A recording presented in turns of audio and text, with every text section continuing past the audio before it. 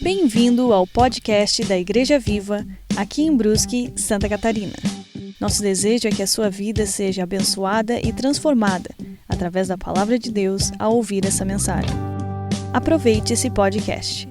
E aí, pessoal, bem-vindos de volta ao canal da Igreja Viva, ou você que está nos ouvindo através do Spotify, bem-vindo novamente. Então, hoje a gente vai ter um podcast um pouquinho diferente, porque da vez passada vocês sabiam que vocês iam falar, né? Já tinham combinado um pouquinho em casa, tinha já alguma coisa acontecendo. Mas hoje algumas perguntas serão surpresas e o entrevistado será o senhor Paulo Weiner Knevitz Schwarzhaupt. Ah, tu sabe todo o meu nome? Vulgo meu pai. Ah, ok. Tá explicado. Tá explicado. Então, algumas perguntas tu tem ideia, outras podem surgir aqui durante o processo. Okay. Eu posso perguntar o que eu quero? Depende, né? Isso é muito amplo, mas a princípio sim. Então, eu sou a filha do meu pai, né? Eu sou o pai da minha filha. Isso. E o meu nome é Rebecca Schwarzhaupt. E o meu nome é Paulo Weiner Knevitz Schwarzhaupt. Vamos lá, então nós abrimos algumas perguntas para o pessoal fazer nas redes sociais. Se você ainda não segue a Igreja Viva nas redes sociais, coloca lá em @IgrejaVivaBrusque, tanto no Instagram quanto no Facebook. Isso e se você está assistindo no YouTube é porque você já sabe que o YouTube esse é o canal, tá certo? Então, uma das perguntas tem a ver com o início, vamos começar do começo, porque o começo é mais interessante, né? Com quantos anos tu iniciou o ministério, pai? O ministério... Então, aí é que tá, né? Não sei, o teu chamado, o teu interesse... É um pouco difícil de precisar isso, porque eu me lembro que eu comecei num grupo de teatro, que ficou muito famoso no Rio Grande do Sul, com 14 anos. E a gente viajava em várias cidades, às vezes viajando a noite inteira. É uma parte muito, muito bacana da minha vida como um todo e da vida de todos nós. Foi um milagre que Deus fez naqueles 3 anos praticamente. E algumas pessoas da nossa família, no caso, alguns irmãos teus estavam envolvidos nesse processo todo, né? Mais 2 irmãos, 3 irmãos, na verdade. Mais o Vanderlei, o Wilson e a Sheila. Para quem não sabe, meu pai é o mais novo de 6, né? Exatamente. Ou seja, tu tem 5 outros irmãos mais velhos. Então, tu era o caçula nesse processo. Mas os 2 mais velhos daí não participaram, assim como ator na questão. Eles ajudavam, às vezes, em alguma outra situação, com a minha irmã, quando a gente saiu de férias, estava juntos e tal. Mas não fazia parte da trupe, né? Sim. Da trupe que viajava. Era muito legal porque era algo totalmente novo no Rio Grande do Sul, talvez quase no Brasil. A gente ia para tudo quanto é lugar, apresentamos no Presídio Central, a Paz, escolas, igrejas, desde igrejas católicas, luteranas. E que na época não tinha a abertura que se tem hoje, porque hoje nós falamos assim, a Igreja Católica, já se uniu muito mais do que... Né? Não, e teatro dentro da igreja também, hoje é uma coisa bem comum, né? Naquela época a gente via a mão de Deus pela facilidade como os pastores recebiam isso, e também em locais como o Presídio Central, uma paia, onde não é uma igreja, não é um ambiente de culto. E o evangelho não era o que é hoje. Não. O percentual assim era tranquilamente menos de 10%. Do que nós temos de crentes no Brasil hoje, tinha naquela época. Então faz bastante tempo, claro.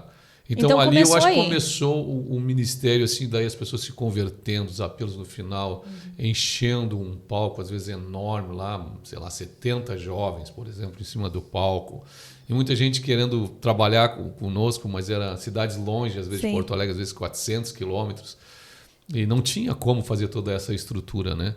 Então, eu acho que ali o ministério realmente despertou ver a obra de Deus e ver muitos milagres acontecendo, provisão financeira. Não tinha apoio de ninguém, nós às vezes pagávamos tudo. Sim, não tinha um patrocínio. Não tinha uma igreja também. A gente estava amparado com a cobertura da igreja luterana na época, mas não tinha nenhum apoio financeiro. A gente comprava tudo, a gente fazia parcelado, ia comprando violão, ia comprando os equipamentos, ia montando as luzes, fazendo tudo isso, usando veículos quando não era viagem longa, uma Kombi de um irmão que fazia parte e que cuidava da parte de som. Enfim, era todo mundo bem mais velho que eu, e o meu irmão que tem um ano só a mais do que eu estava junto. Os outros eram tudo na faixa de uns 10 anos mais velhos. Então a porta de entrada foi, na verdade, bem artística. Foi o teatro que... deu esse start, assim. Vamos dizer que foi o primeiro momento em que eu vi Deus trabalhando e eu me vi como um instrumento de Deus para tocar o coração das pessoas. E pessoas se convertendo. Claro que não era só por mim, mas eu era vamos dizer, uma peça que Deus estava usando e em uma das peças eu fazia inclusive o papel principal. Então, enfim, foi aí que eu acho que começou a nascer. Daí, como nós envolvíamos teatro e música, porque a gente era abusado, não era só teatro, não era um musical, mas tinha música. Tinha momentos tocando violão no meio, nós compunhamos as músicas para essas peças também. Tem várias músicas relativamente conhecidas dentro desse ambiente até hoje. Então, foi muito legal. Como é que era o nome? Esses eram Embaixadores de Cristo. De Cristo. Esse era o nome do grupo. Saímos num jornal, né, um dos jornais mais antigos do Brasil, Correio do Povo.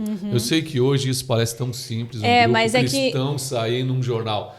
E um jornal grande, né, enorme. Mas tem que colocar as devidas proporções. Era mais ou menos quase como tu ter alguma coisa na Rede Globo hoje. Sim. Era uma coisa mais ou menos assim. Quase inimaginável. Não foi uma reportagem grande, mas foi o suficiente para a gente ver que aquilo era Mas obra porque de algum Deus. Barulho estava sendo feito. Estava sendo feito. Foi muito impactante na vida. Tem um grupo no WhatsApp, eu não participo tanto porque são muitos grupos de pastores, daí muita coisa, não paro mais aí. Os grupos da igreja, enfim, então eu não sou tão participante, mas eu acompanho tudo, eu leio tudo sempre, né? E é muito legal, né? Muito legal mesmo. Aí depois, eu acho que a música, mas logo também já trabalhando com jovens, né, na liderança, então ali com 18 anos já estava consolidado como líder, daí a gente começou uma banda chamada VIP, Vocal Instrumental Paz, ali também a gente fez um trabalho viajando bem menos, mas fomos em cidades da Grande Porto Alegre e tal, fizemos algumas apresentações, depois o grupo continuou, na época foi gravado um LP ainda, né? Enfim, a partir daí também comecei a me envolver com liderança de jovens e do Ministério de Louvor, né? E aí, a pregação em si? O estudo da palavra, ou eu sei que tu já tinha, por exemplo, o tio da mãe, o pastor Aloísio, foi uma das pessoas que te influenciou, que tu lembra de algumas pregações dele até hoje, né? Lembro. Então, tipo assim, tu já prestava atenção na questão da comunicação também. Isso aí foi uma coisa que eu custei muito a entender, que eu gostava daquilo. Que eu gostava daquilo desde sempre, né? Eu era sempre muito ativo e desde pequeno, usar uma palavra antiga, meio arteiro, mas gostava de coisas com movimentos, de briga, inclusive. Né? Mas eu me lembro que quando tinha alguém falando bem, eu gostava de parar para ouvir. Eu ficava prestando atenção. E aí tinham programas que estavam começando, assim, um programa da Igreja Batista, começando na televisão, e eu gostava de ouvir os pregadores. Eu tinha assim, algo que me encantava. E o pastor Aloísio, ou o tio Aloísio, por causa da Josi, né, que é a sobrinha dele, ele me impressionava, porque ele usava ilustrações e tal, era muito legal. E até o pessoal do rádio mesmo, ou da televisão, os comentaristas esportivos também, eu gostava de ouvir, sei lá, alguma coisa assim, como tem muita gente que é bastante assim na música. Na música eu era até menos do que na comunicação. Foi uma coisa que sempre me impressionou. Tanto que já no primeiro grau já fui o orador, enfim, da minha turma, da formatura, aliás. Então, isso foi acontecendo naturalmente. Lá, voltando ao grupo, eu já, com 14 anos, eu era o narrador que fazia a locução. Tinha uma fita de abertura, né? Era eu que fazia aquela locução lá no começo. Também, de certo, também por causa da tua voz em si, né? Sim. E naquela época as vozes de locutores e radialistas eram basicamente graves, né? E hoje não. Hoje já mudou muito. Já decaiu também muito hoje, né? Tem muitas coisas. Mas assim, é legal, porque tem pessoas que se comunicam muito bem com outros e não necessariamente elas têm aquela voz assim mais aveludada. Mais imponente, Cid Moreira, né? Meus queridos, olha só o que vai acontecer agora. Né? Essas coisas assim. Mas aí a palavra em si, porque isso aí foi comunicação, certo? Okay. Mas em relação à pregação, por exemplo. Daí no grupo de jovens. Até porque as aberturas e oportunidades para pregar que tu teve, não foi assim logo. Não. Pelo que eu lembro de tu ter falado, né? Não foi uma coisa assim, prega aí, Paulo, né? Com certeza. Mas acontecia de fazer um devocional num retiro, né, de jovens, fazer uma abertura. E por ali eu fui também pegando gosto com isso e acompanhando a isso o meu interesse pela leitura como um todo, Sim. sempre lendo muito e lendo bastante a Bíblia, e fascinado com muitas coisas da Bíblia. Então eu já tinha um conhecimento bíblico para a minha idade bastante legal e era relativamente fácil para mim fazer alguma coisa nesse sentido. Com o teatro também a gente dava alguns testemunhos, às vezes antes falava, então tudo isso culminou, as coisas elas foram se combinando. Escola. E daí nos jovens, nos adolescentes, que eu também trabalhei algum tempo, com adolescentes, eu comecei a pregar, comecei a dar a palavra e comecei a ver os resultados, as coisas iam acontecendo, né? E dali para frente eu comecei a me interessar muito por isso, e aí eu ia ser pastor, tem uma outra história correndo paralela a isso, que eu ia estudar em São Paulo e tal, estava tudo certo, num seminário em São Paulo. E aí por vamos dizer, um desencontro de datas entre o calendário escolar em São Paulo e o calendário do Rio Grande do Sul, que na época começava basicamente em comecinho de março, e lá tinha começado em fevereiro. Quando o pastor ligou para confirmar a data para mim, estava, sei lá, dia 20, 25 de fevereiro, e aí a resposta foi que eu nunca tinha estudado, na época era parte do currículo, nem latim, nem grego, nem hebraico, e que isso eu peguei essa fase também na minha formação no Rio Grande do Sul, em que você não podia ficar devendo nenhum bimestre. Se tu perdesse uma matéria no bimestre, perdia o ano, então tu tinha que passar. Foi uma coisa que durou pouco tempo, acho que 2, 3, 4 anos, sei lá. E aí o diretor disse, não, ele não vai conseguir passar nessas matérias, ele vai rodar, então ele tem que esperar o outro ano. Aí eu fiquei naquela vibe assim, então Deus não me quer, né? Porque, saí do local que eu já estava trabalhando e tal, eu tinha voltado do exército e fui pedir a conta, trabalhava num laboratório que era o maior da América Latina, né? E para ir para São Paulo aí deu tudo errado, e aí eu fiquei meio perdido nessa história, né? O que eu vou fazer agora da minha vida? E aí eu pensei, vou ter que arrumar um emprego, né? E aí uma outra história. Ainda com o planejamento pensando que no outro ano tu iria. Ou dali tu já meio que desencantou. Eu entrei nessa de que Deus não era bem assim a história, de que meu pai, quando eu nasci e tal... Teve aquele momento lá, né? O Nath morto. Nath morto, essa coisa assim. E meu pai orou e fez um pacto com Deus, se esse menino sobreviver, ele vai ser um pastor. Então eu meio que fui crescendo com esse estigma, né? Esse compromisso. E ali eu achei que não era bem assim, né? Eu caí numa noia de que não é bem a história. Senão teria dado certo. Senão não tem sentido toda essa marafunda que aconteceu. Daí, a partir dali, eu pensei, eu também queria ajudar meus pais, pelo fato de meu pai ter vindo do interior e tal, não ter tido uma aposentadoria de um salário mínimo, coisa assim. Eu pensei, eu preciso arrumar um trabalho para ganhar dinheiro mesmo, né? Aí pensei, o que eu sei fazer? Sei falar. Então, meus irmãos eram vendedores, os mais velhos estavam bastante bem. Eu falei, vou trabalhar para a área de vendas. E aí eu já ingressei num trabalho que ganhava realmente muito bem, né? É melhor que todos os meus amigos da minha idade. Aí teve aquele período até tu casar e um pouquinho depois, trabalhando secularmente, digamos assim, para depois... muito na igreja também. Sempre servindo muito. Daí teve uma parte que eu fiquei meio distante, mas nessa época eu estava totalmente comprometido, liderando grupo de teatro, líder de jovens, também com o grupo de teatro, daí viajando pelo Rio Grande do Sul um pouco, não tanto, mas viajando para cidades perto e outras cidades do interior, como Vacaria, Passo Fundo, né? A gente fez alguns trabalhos bem legais. Nessa época daí já estava entrando uma coisa que nós não tínhamos aqui no Brasil, estava chegando dos Estados Unidos via Jocum, que eram as coreografias. Né? As pantomimas.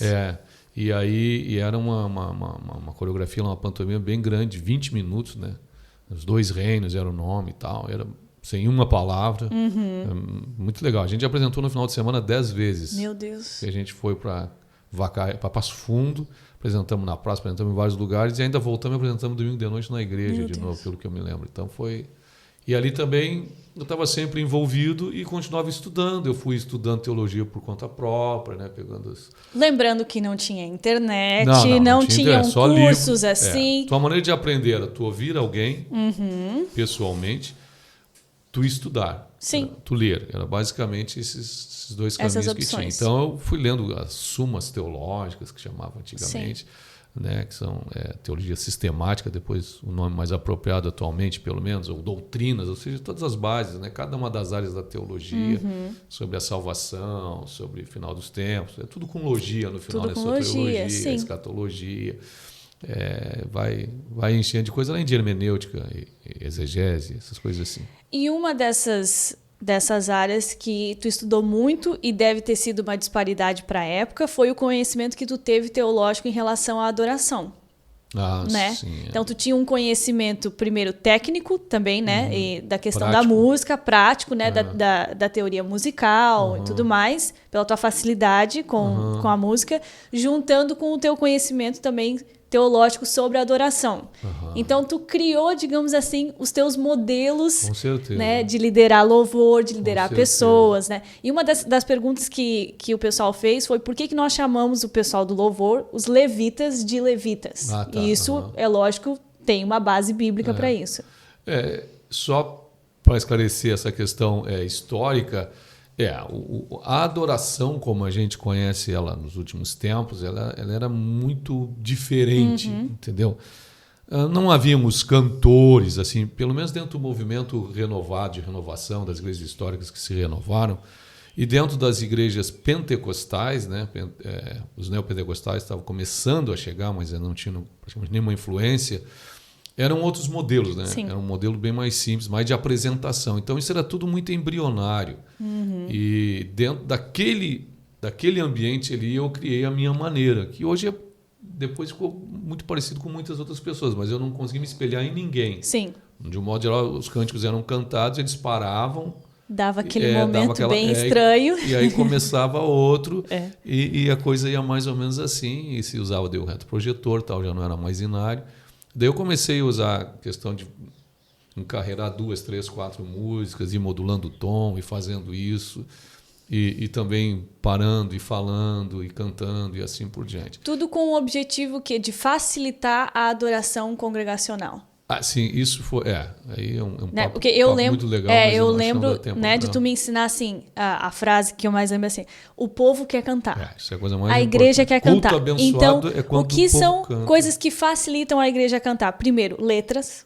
Né? Então, na época, eu lembro quando a gente viajava e não tinha ainda um multimídia, eu peguei um pouco do retroprojetor. A mãe chegou a escrever algumas músicas minhas, né, do CD, porque a gente ia nas igrejas para tocar as músicas do CD, só que as pessoas não conheciam as músicas. Né? Porque a gente não tinha influência. Então, colocava lá, depois fez uma pasta com os slides, né? Essa aqui vai para os músicos que vão ouvir a gente, que eu falo sempre. A culto que deu certo louvor, todo mundo sabe, é quando a igreja canta. Quando dá aquela vibe, tá todo mundo cantando. A música que a gente gosta, mas a igreja não vai conseguir cantar, esquece. Sabe? A música nova também tem que ter um jeito certo de ensinar, e não no meio da adoração, porque quebra. Sabe, tem que ter uma maneira mais apropriada de fazer isso, que também é importante, obviamente. Mas a unção vem, e o legal é quando está todo mundo cantando. Né? E, especialmente se tiver todo mundo de olhos fechados ainda adorando ao Senhor, é uma coisa maravilhosa. Então, senão é uma apresentação, questão de tom, facilitar. A própria escolha das músicas, eu lembro também, foi uma coisa que tu falava bastante para mim, né? Então, era a sequência das músicas, o tom. O tom né? também. Então, por exemplo, eu sou uma pessoa que alcança tons mais altos, mas é diferente de uma média. Né? Se você quer que a igreja cante, tente trabalhar num registro que seja mais mediano para a pessoa, porque as pessoas não sabem cantar, não sabem usar a respiração. Então, se já começa tentando cantar um tom super agudo, ela vai ficar cansada, vai perder a voz, entendeu? Então, são pequenos detalhes naturais que acabam contribuindo para que a gente tenha uma ambiência espiritual mais favorável. Então, todas essas dicas e todos esses modelos não foi uma coisa que tu aprendeu sentado, né, numa sala de aula, ou seja, foi pensando e experimentando também, com certeza. Com certeza. Mas voltando para a pergunta, por que chamamos levitas de levitas? Os levitas é por causa de uma das tribos, né, de Israel, de Levi, no caso, o nome da pessoa, né, que deu depois passou a ser chamado, que eles eram justamente responsáveis pelas questões, vamos dizer, cultuais, né? Os cultos, tudo que envolvia a questão da celebração do culto, que ia não só da parte do louvor, mas tudo, desde de oferecer os holocaustos, os sacrifícios, quer dizer, eles eram... Dentro do ambiente do tabernáculo de Moisés, né? Eles trabalhavam muito em cima disso aí, entendeu? Tinha muito trabalho para fazer, cantar e louvar era uma delas, entendeu? Então... Daí vem o nome levita. Então a gente acaba usando bastante para a questão do louvor e da adoração, mas não era só isso o trabalho que eles faziam, evidentemente. Mas fazia parte, os levitas eram os responsáveis, não só pela adoração, mas também pela adoração. Então é daí que vem essa Mas é expressão. interessante pegar também o fato deles não fazerem, que era também adoração, mas também várias outras coisas do tabernáculo, ou seja, da igreja, vamos colocar para hoje, né? Que também os músicos poderiam fazer hoje, né? Ou seja, porque muito se limita assim, o meu dom é musical, né? Então eu vou servir musicalmente. Não, mas você pode empilhar umas cadeiras, você eu acho pode... que o princípio, assim, que eu sempre tentei incutir na cabeça dos músicos ou dos adoradores que trabalhavam comigo é que nós somos servos, né? E eu acho que muito da vibe da adoração no momento do culto vai dessa capacidade, que daí tudo aquilo que eu falei antes é decorrente disso. Eu sou um servo, eu ajudo a igreja, eu sou um canal que Deus usa para ajudar as pessoas na adoração. Como pastor, no conhecimento bíblico, no ensinamento, eu estou ajudando as pessoas, então eu tenho que facilitar. Sim. Eu não tenho que imaginar que elas estão no meu nível musical. Como pastor, eu não posso pregar o que eu penso nos meus momentos mais de abstração teológica, entendeu? Num culto de domingo, não. Isso teria que ser em seminários muito direcionados. Por quê? Porque eu não estou servindo as pessoas. Talvez elas vão ficar até impressionadas. Meu, que coisa linda. Mas elas não vão mudar nada a vida delas. Não tem uma edificação, culto abençoado, né? É aquele pregação abençoada também é aquele que sai, a pessoa sai da igreja e fala assim, não, pô, que bonito o tempo, que bonito, que lindo que o pastor falou, mas que maravilhoso é o meu Senhor Jesus Cristo. Isso é a nossa meta, é o nosso alvo. Então, nós somos facilitadores, na verdade, né? Servos que estão facilitando cada um dentro da sua área, com seus talentos, com seus dons e assim por diante. Então, dentro dessa questão de conhecer, de estudar, de experimentar novas coisas... Tu te define um cara pensante, né? Aí tu brinca com aquela frase assim, né? Um dia vocês vão dizer, já dizia um sábio brasileiro, né? Tu é um cara pensador. Frases, né? E uma das perguntas foi se tu já escreveu um livro, porque uma pessoa que vai escrever um livro, no mínimo, ela tem que ter algumas horas ali pensando em cima daquele tema, a não ser que ela escreva uma biografia, daí é a sua própria história, mas também tem que ter tem que se preparar. Muito tempo em cima daquele material. E é a pergunta, tu já escreveu? Vai escrever? Por que não escrevestes? R$2 aí por cada vez que me perguntam isso, eu já tinha dinheiro para fazer o livro. Dinheirinho. Mas assim, não, livro propriamente dito eu não escrevi, eu vou escrever. No meu plano de vida eu estaria escrevendo agora, mas algumas coisas atrasaram, eu ia me dedicar a começar a escrever. Mas está no... Mas eu escrevi muitas coisas, né? Muitas peças de teatro, por exemplo, eu escrevi artigos. Música também. Músicas, claro. Artigos vários, eu tinha uma coluna num jornal aí durante bastante tempo, onde era a coluna que eu podia... Aqui na cidade de Brusque, né? Aqui na cidade tem lá no mínimo uns 50 artigos. E era a página mais importante, depois da capa era a primeira, né? A contracapa ali. Jornal Evolução, né? Evolução, Então, mas já escrevi muitas outras coisas também, né? Mas assim, um livro mesmo eu sei que é um débito que eu tenho e que eu tenho que resolver. E alguém já disse, já escreve 3 de uma vez, né? Uma vez tu falou para mim. E realmente eu quero já depois escrever uma sequência, né? Dentro de um mesmo tema ou não? Não necessariamente. Não sei, talvez. Está bem abstrata essa... Eu não parei para pensar, porque quando eu começar a pensar mesmo, aí eu quero fazer, né? Então aí eu tenho que ter tempo para fazer e assim por diante. Mas vem aí. Algo que é comum, pelo menos dos escritores que eu gosto, a maioria deles são pastores e pastores de igreja, né? É que muitos livros surgem de pregações, né? Resultado de pregações. Séries de pregações são uma base. Isso poderia também ser uma possibilidade, de repente chega uma série de pregações. Eu já pensei de algumas das séries, aquelas séries que tu até participou também ministrando sobre emoções. Eu acho que é verdade. Eu e as minhas emoções. Tem uma série de pregações sobre a igreja que eu fiz, que eu acho que é mais legal. É legal, mas é mais para pastores, assim, mais... Cada uma tinha um nome, né? A igreja nascente, a igreja militante, a igreja na pista de decolagem e tal, que eram esses os títulos que eu tinha dado. Então, tem várias outras séries que podem ser bastante interessantes também para fazer um livro. Vamos falar um pouquinho mais de algumas questões teológicas, já que estamos entrando aí em escrever, em pensar e tudo mais, né?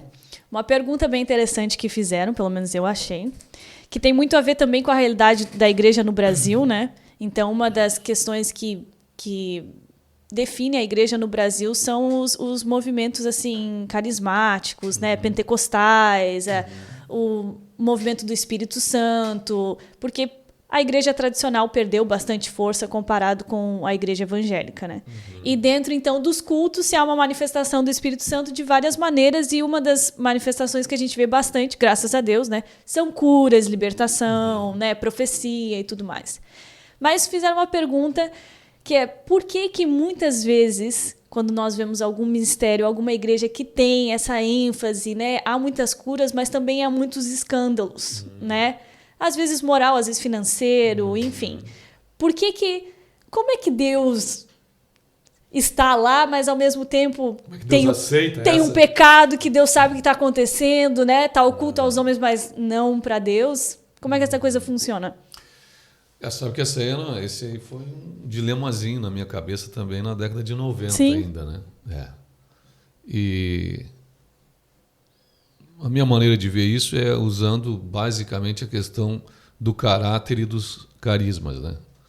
Então, no caráter, basicamente, a gente tem o fruto do Espírito, né, com seus 9 gomos, que vão dar uma noção muito grande do que é o amor, a alegria, a paz, a longanimidade, benignidade, bondade, fidelidade, mansidão e domínio próprio. Contra essas coisas não há lei. Né?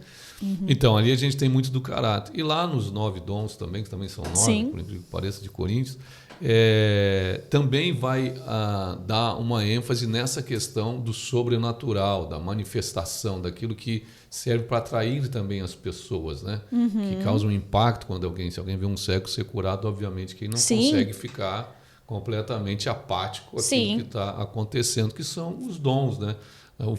Os dons do Espírito Santo, que são, em 9, são bastante importantes e significativos. Então, o caráter de Cristo é aquilo que nos faz parecido com o Senhor Jesus. É o que nós temos que realmente o nosso alvo. Buscar acima de tudo. Nós vamos ver, por exemplo, que houveram, apesar de que a gente ama os dons do Espírito, mas a gente vai ver personagens, homens de Deus cristãos, que não tiveram manifestação de nenhum tipo de milagres.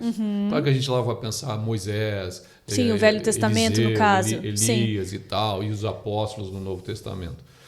Mas a gente também vê que há alguns que não tiveram. E no Novo Testamento nós temos o grande João Batista, que Jesus, que nascido de virgem mulher, ninguém é maior que João Batista. Ou seja, a gente tem personagens que aparecem... De relevância. Lucas, né?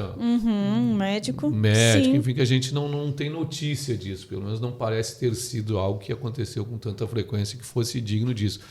Então, apesar de tudo isso ser maravilhoso demais, estar Sim. à disposição da igreja. O que eu penso que acontece é o seguinte, que as pessoas podem, entre aspas, produzir milagres sem acreditar em Deus, porque o milagre não é elas que fazem. Sim. Como é que o milagre, basicamente, acontece? O milagre ele acontece porque, de um lado, tem a pessoa que tem fé, e do outro é pregada a palavra de Deus. O apóstolo Paulo diz: que me importa, uma vez que Sim. Cristo está sendo pregado, quer por verdade, quer por pretexto, com isso me regozijo, sim, sempre me regozijarei. Ou seja, por que ele está falando isso? Porque o evangelho ele caminha por si só quando ele é pregado. O vaso pode ser sujo, o conteúdo é que é um tesouro, aquilo que é dito. Então, quando você tem uma pessoa falando aquilo que a Bíblia diz, e se alguém tiver fé, vai ver milagres acontecer, é o caminho para que milagres aconteçam. Ele fala isso, e ainda mais se ele fala em nome de Jesus. Sim. E a pessoa do outro lado crê que aquilo é real, o Espírito Santo está trabalhando porque a palavra está sendo ministrada, ele recebe aquilo, então nós temos, vai dar conexão. Sim. Vai dar conexão. Algo é ligado. Alguma coisa vai ser ligada. Eu penso que isso é o que Jesus está falando lá em Mateus 7, acho que é o 22 e o 23, ou pelo menos um desses aí, onde ele diz que naquele dia muitos dirão: Senhor, em teu nome nós fizemos milagre, nós expulsamos demônios, nós profetizamos. E Jesus disse: eu vou responder o seguinte: apartai-vos de mim, nunca vos conheci. Nunca. Esse nunca aqui é nunca mesmo lá no original, é nunca, não tem margem para aquelas ideias. Não, eram pessoas que fizeram enquanto estavam perto e depois se desviaram. Não, eles nunca foram no reino. Eles nunca realmente estiveram no reino. Eles nunca participaram do reino de Deus. Mas os milagres aconteceram. Mas as pessoas continuaram sendo abençoadas. Isso demonstra também a misericórdia, o amor de Deus, que mesmo pessoas mal intencionadas acabam abençoando outras pessoas. Sim. Deus não limita isso. Então, Deus estabeleceu o princípio do poder da palavra, o poder da oração, o poder da fé. E quando isso se junta, pronto. Deus é fiel à sua palavra. Se ele falou, onde 2 ou 3 estiverem reunidos em meu nome, ali eu estou no meio deles, Deus vai ser fiel. Se tiver mais uns 40 que não estão reunidos no nome, mas estão lá olhando, Deus está ali. Deus está ali, sim. Então, ele vai cumprir a palavra dele. Então, basicamente, né, sem fazer uma coisa muito profunda, eu vejo que, para mim, eu procuro sempre pensar dessa maneira. É o que também Jesus falou na parábola do joio e do trigo. Ele diz que o joio está... Deixou claro que o joio está entre o trigo e que não compete a nós, né, ficar querendo fazer essa separação. Quem é joio, né? Ainda brinquei outro dia, eu citei isso numa pregação e falei assim, pô, o irmão se atrasou, cara. É joio. É joio, com certeza. Duas, não é joio. Pô, aquele lá torce pro Flamengo. Ah, é joio. Não, ele falou que não, isso vai ser Deus lá na consumação do século, né, quando vão ser separados, vai ser separado o joio do trigo. Então, está no meio da igreja sempre vai ter joio. E, em certo sentido, é necessário até que haja, porque as pessoas não entram convertidas, elas vêm não convertidas. Né? A igreja é um lugar de acolhimento a um não convertido. Então, é função dela trabalhar isso. Mas alguns não acabam aprendendo o gestual do trigo, as frases que o trigo usa, o jeito, mas continua sendo joio. Sim. Não houve um novo nascimento mesmo. Uma mudança mesmo. Então, não tem como a gente resolver esse problema aqui nessa vida. Deixou que vai ser na eternidade, vai ficar tudo separadinho, bonitinho, cada um no seu quadrado santo. Cada um na sua frente. E para a gente terminar, uma última pergunta. Claro que teriam outras aqui, mas para a gente encerrar pelo menos essa parte 1. O pessoal perguntou também sobre... Não, essa é uma pergunta que eu quero fazer, porque eu já te ouvi falar sobre isso. Normalmente, jovens perguntam muito isso, porque tem a ver, eles estão naquele momento de tomar decisões, o que eu vou fazer com a minha vida, que é assim, como é que eu descubro qual que é o meu chamado? Ou o meu ministério? Ou se eu sou escolhido por Deus? Então, tem uma confusão muitas vezes que acontece. O que é propósito? O que é chamado? O que é ministério? Ministério é uma coisa que acontece sempre em conjunto, daí o chamado é algo mais pessoal. E como é que funciona isso? Como é que eu entendo o que é uma coisa e o que é outra? Essas são aquelas coisas que exigem uma capacidade de separação, né? Não é fácil. Mas eu vou tentar dar, então, algumas ideias básicas para ajudar a nortear. Primeira coisa, Deus não é determinista. Nós não acreditamos em determinismo. Ou seja, não existe um caminho 100% traçado por Deus. Porque senão quebra a lei do livre-arbítrio. Ou seja, nós não temos mais a capacidade de sermos parecidos com Deus, de tomarmos decisão. Nós somos máquinas. Nós somos e as robôs. Duas coisas coexistem. Ou seja, Deus é soberano, mas nós temos a liberdade de escolher. Deus nos deu essa liberdade. Agora, o livre-arbítrio. Posso levantar e dizer, não quero responder essa pergunta. Sim. É muito chata essa pergunta. Rebeca. Então, isso é uma das coisas que me faz parecido com Deus, que eu tomo decisões em cima dos elementos. É óbvio que a distância para Deus é inimaginável, né? Mas é assim que acontece. A outra coisa que eu acho interessante é sobre o propósito. Qual é o propósito eterno de Deus? É basicamente ter uma família. Né? Eu sempre gosto de pensar que já havia a família da Trindade, que para explicar a Trindade também, que é outra coisa, eu vou explicar bem rapidinho, que é para simplificar ao máximo. Eu acho que sempre tem que pensar na Trindade como triunidade. Sim.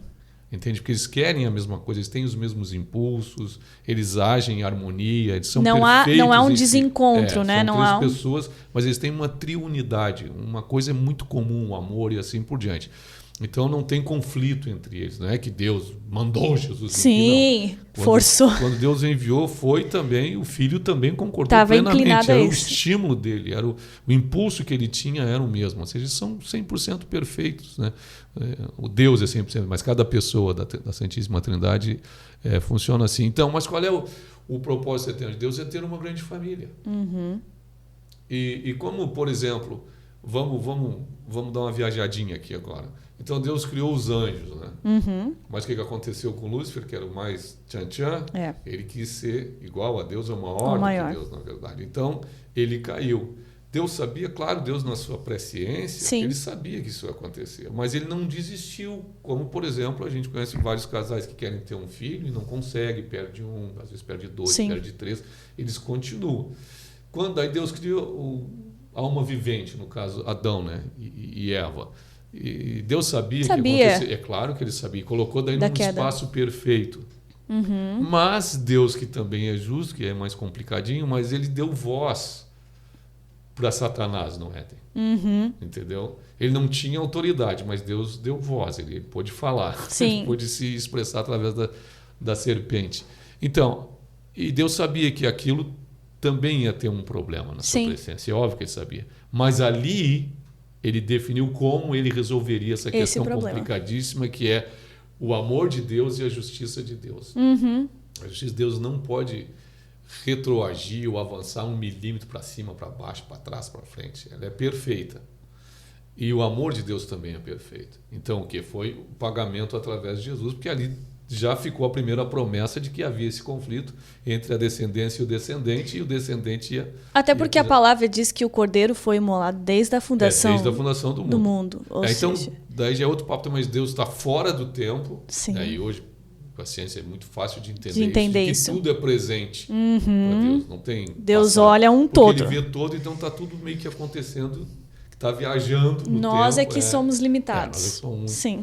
Muito limitados. Então, aí Deus quer que todos sejam salvos, como diz a Bíblia, mas na verdade vão ser aqueles que vão se identificar com o chamado, processo da conversão, da regeneração, assim, da justificação, vai acontecer na vida não de todos, né? Até Jesus falou que muitos são chamados, mas poucos escolhidos, e aí tem uma outra vibe também nesse versículo, mas o propósito de Deus é esse. Agora, dentro do propósito de Deus, aí há também os nossos chamados ministeriais. E eu acho que, continuo achando, pelo menos, que a melhor maneira de tu identificar, na maioria das vezes, é com um talento que tu já tem. Sim. Quer dizer, Deus não chamou alguém para ser da área um ministro de louvor se a voz dele é muito ruim. Entendeu? Você não consegue pegar o tom, manter o tom. Então, coisas que nós temos, a gente pode listar aí praticamente perto de 29, talvez até 30 ministérios, quando a gente pega tudo aquilo que a Bíblia fala. Sabe? Não só os 5 de Efésios, né? De que Deus nos deu, né? A graça de a gente ter os apóstolos, os profetas, os pastores, os evangelistas e os mestres, os 5 ministérios, mas depois tem o dom de servir, tem o dom de socorro, tem o dom de administrar e assim por diante. Então, tem esse leque maior para a gente trabalhar em cima dele. E eu acho que a gente tem que olhar para aquilo que a gente faz. Por exemplo, uma pessoa que tem um jeito com criança, que gosta de trabalhar com criança, ela já vai saber que o Ministério Infantil, pelo menos durante um período da vida dela, é a porta, se ela não entrou ainda. Né? É uma pessoa que tem o dom de socorro, já vai saber para onde é que a gente vai. Vamos lá para o pessoal da assistência social. Ali eu vou me enquadrar. Alguém que tem o dom de presidir, como a Bíblia diz, já vai poder coordenar alguma coisa, talvez uma diretoria. Alguém assim. Que facilmente vê as pessoas se achegando a ela, né? Por exemplo, isso pode acontecer na adolescência muito, né? As pessoas querem estar sempre perto de ti, de alguma maneira. Assim, aquilo que tu fala é interessante. Para elas... Poxa, de repente tu tem um líder ali, uma pessoa que tem uma influência, né? Claro, aí tem todo um processo de você ser capacitado, mas é um sinal. Uma pessoa que gosta de falar, não tem vergonha de falar, e que meio que gosta de ser vendedor também, ele talvez seja um evangelista pessoal, alguém que tem facilidade depois de levar o evangelho, não fica envergonhado e assim por diante. Então, eu acho que a gente tem que trabalhar mais ou menos com esses parâmetros e não inculcar em alguma coisa, tipo assim, só existe uma mulher para eu casar, eu sou um homem. Não, isso não. Seria uma Até confusão. Porque ia estragar todo... Primeiro que os números não batem, né? De homens e mulheres no mundo. Aí nós já temos um problema, né? E depois, assim, onde é que tá? Pessoas teriam que nascer e os caminhos se cruzar, ia virar um jogo de videogame, entendeu? Não é assim que funciona. Há muito mais liberdade, né? A gente tem a liberdade dentro das nossas capacidades. A liberdade Deus tem nos deixado, graças a Deus, né?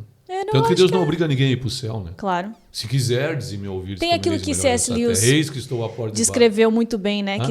Aquilo que C.S. Lewis descreveu muito bem, não sei qual o livro, mas ele fala que se uma pessoa que não devesse entrar no céu por um acaso chegasse lá, ele começa a descrever que tudo seria um problema para ela, né? Ele falou da grama, né? Da grama que se seria... Se tivesse um gramado, cada filetezinho de grama seria como uma espada. Uma espada atravessando o pé, ou seja, não é o lugar. Esse não é o lugar, né? Então... Com certeza. C.S. Lewis também não dá para comparar com o papai aqui, né? O teu papaizinho aqui, aí a coisa fica séria. Mas eu acho que tu respondeste bem a pergunta. Bom, já deu para ver que conhecimento não falta, né? Então, assim, né, dona Rebeca? Mas o legal é que você tem acesso às pregações, então tem vários outros assuntos que já foram abordados nos cultos de domingo e que você pode estar conferindo ali no Spotify, né? Os títulos, é óbvio que eles não estão ali à toa, então você já tem uma ideia do tema que está sendo colocado. Nós colocamos os pontos da pregação também na descrição, né? Então tem vários assuntos que nós falamos aqui, outros vários que não foram comentados aqui, que só pela pregação você já pode ver aquilo que a igreja acredita, aquilo que tu acredita teologicamente, aplicações práticas acima de tudo, porque só o conhecimento por conhecimento você pode adquirir em qualquer lugar hoje em dia, né? Mas o que a Bíblia diz sobre um determinado assunto e como que aquilo pode fazer a diferença na minha vida, eu acho que é o principal trabalho que um pastor, né, tem com o seu rebanho. E se for uma pregação mais recente, provavelmente aqueles pontos você não pode mais ver daí os Reels, né? Pode acessar. Consegue acessar normalmente eu faço Você vê pela reel, data, isso. São 3 reels, na verdade. Então eu pego os 3 pontos, que normalmente são 3 ou 4, e ali eu relembro eles, normalmente um na segunda, outro na quarta e outro na quinta ou na sexta. Então vai lá no Spotify, a gente vai colocar também no link da descrição desse vídeo, né? Isso. O link direto para o Spotify, vendo a data da pregação, porque aparece ali, você pode também achar os Reels correspondentes nas nossas redes sociais. Eu acho que era bem legal tu dizer sim, porque eu vou falar agora que eu queria te entrevistar antes de tu viajar agora. Vamos ver se rola. Não rola. Vamos o próximo, então, vamos fazer a Rebeca é muito legal, invertido. Como ela começou na música, como ela foi estudar fora, é bem legal mesmo. Providência de Deus, o cuidado de Deus com a tua vida, acho que é bem legal. Vamos fazer. Obrigado, pessoal, por ter assistido, por ter ouvido. Valeu. Acesse as nossas redes sociais e fique ligado nas próximas novidades. É isso aí. Deus abençoe a todos e muito obrigado por estar junto conosco.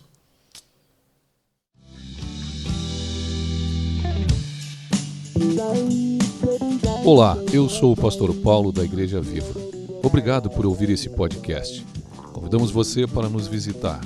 Mais informações, acesse o link da bio. Deus abençoe a sua vida.